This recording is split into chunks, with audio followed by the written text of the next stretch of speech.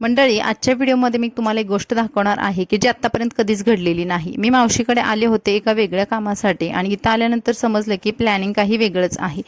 पापड तळायला घेतले तर पाटी भरून पापड तळले होते, कारण ना मंडळीच तेवढी आली होती। आता मला याची पूर्वकल्पना असती तर मी सुद्धा थोडं आवरून आले असते, पण काहीच माहिती नव्हतं।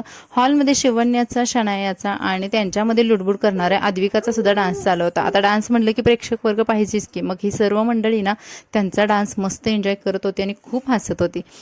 एवढी मंडळी का जमली होती, कशासाठी, तर हे सर्व आपण पुढे बघणार आहोत। मावशीला साडी वगैरे मस्त घातली होती आणि तिची साडी खूप उठून दिसत होती। तिची एक हेअरस्टाईल करून दिली आणि मागे ना गजरा लावला। आता याच्यावरून सुद्धा तुम्हाला थोडासा अंदाज आलाच असेल।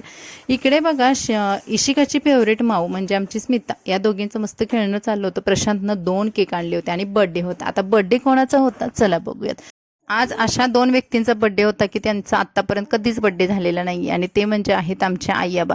आई-आबांचा आमच्या कधीच बर्थडे झालेला नाही, कारण 1 जून तुम्ही तारीख बघाल तर जवळपास आपल्या, मला वाटतं महाराष्ट्रातल्या अर्ध्या लोकांचा ना बर्थडे 1 जूनलाच असेल। कदाचित ज्यांची बर्थडे फिक्स नाही आहे ना, तर त्यांचा बर्थडे 1 जूनला असतो, असं आपल्याकडे ग्राह्य धरलं जाते। तर आईचा आणि आमच्या आबांचा दोघांचा बर्थडे होता आणि हे सर्व प्लॅनिंग आम्ही नाही तर आमच्या मावशीने आणि काकाने केलं होतं। आम्हाला सुद्धा इथेच आल्यानंतर समजलं की बर्थडे करायचं आहे, मग त्याच्यासाठी आम्ही सर्व मिळून आलो होतो। आमच्या घरातील सर्व फॅमिली, माझी आजी सुद्धा आली होती। तर मी आणि स्मिता म्हटलं की चला आपण केकवर थोडा ताव मारूया, पण मावशीचा बर्थडे आणखी बाकीच होता।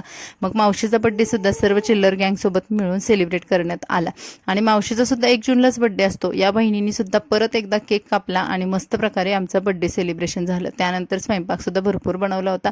आमरस, चपाती, भातवडी, कुरोडी हे जे असतं गावाकडे बनवलेलं उन्हाळी काम अगोदर केलेलं होतं मावशीने, त्यातलेच काही पापड वगैरे तळाले आणि गवारीच्या भाजीसोबत आमचा हा स्वयंपाक पूर्ण झाला होता। आता मावशीला आम्ही आणि स्मितानं मदत केली होती, कारण माणसं भरपूर होती आणि जेवण बनवणं सुद्धा एवढ्या लोकांचं एकटीला पॉसिबल नव्हतं। सर्वांनी जेवणावरती मस्त ताव मारला आणि त्यानंतर संध्याकाळी जायची वेळ झाली। आता संध्याकाळी वाजले असतील 12:30 ते 1 या दरम्यान आई आणि माझी काकी आहे त्याच गेल्या आणि मी, स्मिता आणि उज्ज्वला आम्ही तिघी इकडेच मावशीकडे मुक्काम केला। दुसऱ्या दिवशी पहाटे आम्ही घरी जाऊन पहिली काकींची ओटी भरली, कारण काकींना सकाळी पहाटे मुंबईला जायचं होतं।